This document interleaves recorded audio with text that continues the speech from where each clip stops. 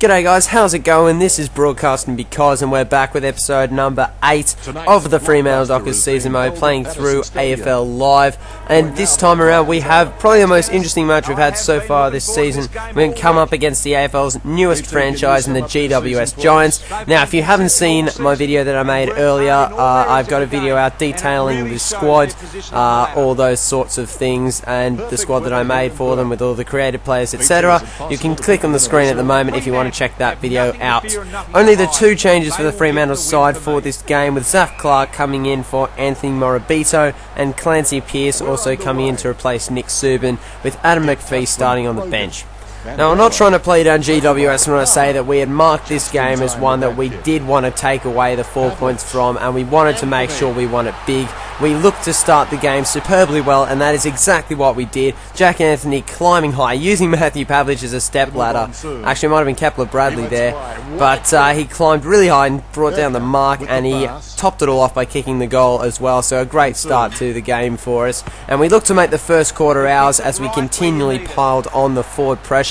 A short chip inside there for Hayden Ballantyne, who tried to hook it around with a bit of an inside-out banana. Couldn't quite get it to work, but it really did show, I think, the pressure we put them under, because GWS really struggled to clear it out from their back line. Every time they tried to kick it in or to clear the ball away, we see it once again here with Ryan Crowley taking a pretty straightforward mark.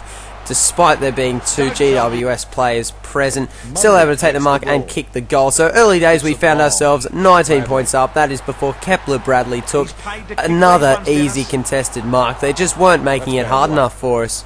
The GWS down back, but he actually did manage to hit the post there, which I thought he would have been converting probably from that sort of distance. Aaron Sandilands shaking off an attempted tackle and slotting through his first of the afternoon as well, making it look easy, the big man. GWS did finally mount some sort of forward pressure through Luke Power as he kicked a goal, the first goal of the game for GWS with just 2 minutes to go.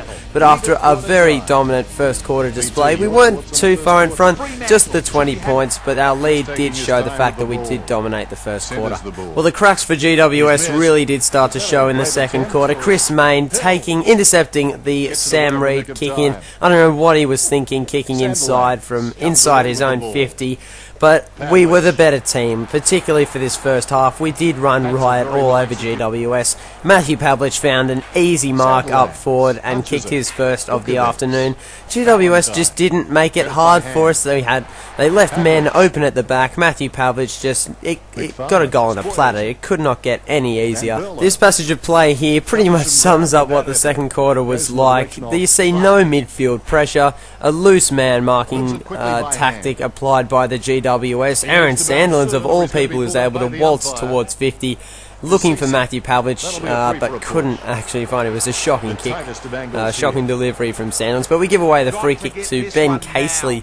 I think is one of their reserve players, GWS, I believe. But he actually goes on to kick their second goal in a pretty uneventful second quarter. We managed to kick the 3 goals to 1 and win that quarter pretty convincingly. Aaron Sandilands having 8 touches, Pav with 2 goals. An all-round very good performance from the boys going into half-time. We're not too far up, but we're taking it pretty easy at the moment. To pay credit where credit's due, GWS really did step up their midfield game come the third quarter, but it was finding a mark inside the forward 50 that was their real problem. They were fine getting the ball into the 50, but they weren't really picking out their targets. They were just bombing the ball long, and our defenders really did step up their game to make sure that their forwards got next to none of the ball. Crucial errors at the back let them down as well. You shouldn't be kicking in dead in front of goal. David Mundy picks it off, and from about 45 metres, makes no mistake. He's going to make you pay 9 times out of 10 from that position, David Mundy. To be honest, we really did have GWS's number in pretty much every part of the field. Michael Barlow finding himself on the end of a loose ball there and thundered it straight into the middle of the post, and we took our foot off the accelerator to some extent. They were able to kick their 3rd goal of the game, the GWS, but pretty much straight away we were able to get the response through Hayden Ballantyne, and we just continued to pile on the pressure. There was no giving up. Another mark here to Aaron Sandilands makes it look so simple over 2 GWS players, and he kicks another goal. Now Gerald Ugle took a mark with just 3 seconds left on the clock, had a chance to keep GWS in the game to some extent, but just hooked it to the left, and at 3/4 time the margin was 45 points to the Fremantle Dockers at home, heading towards a pretty comfortable victory, but we still had to close it out in the final term. Well, the problems that had bugged GWS all game didn't go away, and the biggest of those was finding a target inside forward 50. And even then, when they did find a target inside forward 50, they couldn't make the most of it. John Patton hooking one there with his left foot, and Adam Kennedy with the right. Now, Garrett Gibbetson, what an absolute screamer that is. That is by all means a contender for mark of the season, climbing over the back of 2 GWS defenders and plucking one out of the sky. GWS did finally manage to get that breakthrough goal, but that was nullified very quickly by a response goal through Jack Anthony. And have a look at that effort from Ben Reid. So unlucky for that one to creep through from about 45 metres out. And I'll be honest, the last couple of minutes, probably the last 10 minutes of the final quarter, GWS started to string a couple of good motions of play together, and they did in fact manage to kick a goal there through Reece Kuyu, who had a couple of disposals in that last quarter and was instrumental to them. They picked up the game, GWS. I think credit where credit's due. Chris Mayne getting a pretty scrappy soccer goal there, but we really did take our foot off the accelerator for the last quarter, and they got a couple of goals together, GWS, but it was never enough to threaten our lead. A great chase and tackle from Micah Barlow, earning the free kick, and he finds Jack Anthony on a fantastic lead, plays on short to Hayden Ballantyne, the little Nat up forward, and he makes absolutely no mistake to send the margin to 41 points. And the GWS did manage to kick one more goal after that, but it wasn't anything spectacular. And that is the way that round 8 ended. We ran out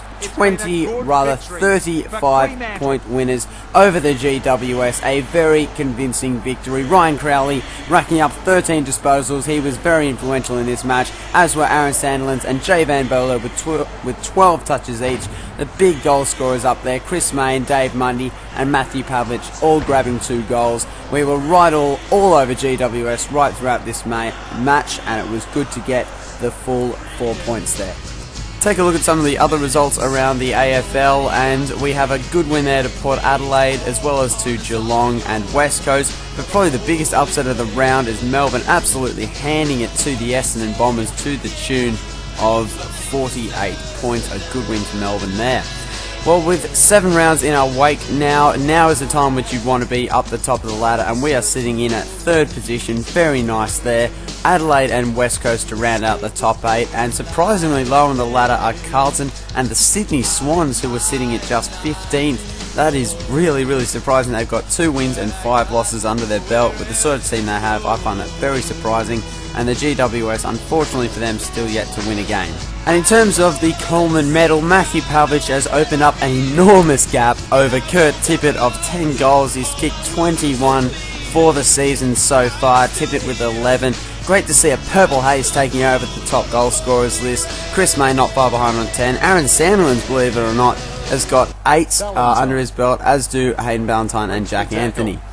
Well, for the man of the match for this game, it was difficult to pick because in a game which we were so dominant, everyone really just played their role. But I did think that David Mundy had an exceptional game. A lot of his stuff wasn't really highlight worthy. He ended up with 12 disposals. A lot of these were, he had a couple of contested marks, a lot of handballs, a lot of kicks.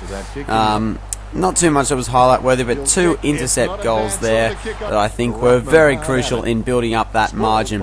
And for goal of the week, we went with this one from Aaron Sandilands, who wins the ruck contest, taps through his man, gets the handball back, and it has the strength to just shove off the attempted would-be tackler and slots the goal from a relatively tight angle there. Well, that is the end of this episode, guys. I hope you enjoyed it. I hope you're enjoying this series as well. We're 7 rounds through the AFL season, almost halfway, can you believe it? Now, if you want, you can click the screen and that'll take you back to the home page, which will have both the fixture for the rest of the season as well as links to all the different matches that are already up on YouTube. Now, something I just worked out about this match, actually, Israel Folau was actually injured for this game. I don't know when, it was in one of the earlier games of the season he was injured, so I'm sorry if you came to this video just to watch Israel Folau in action. I'm sorry about that, guys, but also I just want to give a quick shout out to Chisman98, who is a fan of this series and has been a big supporter, so thank you very much for that, mate.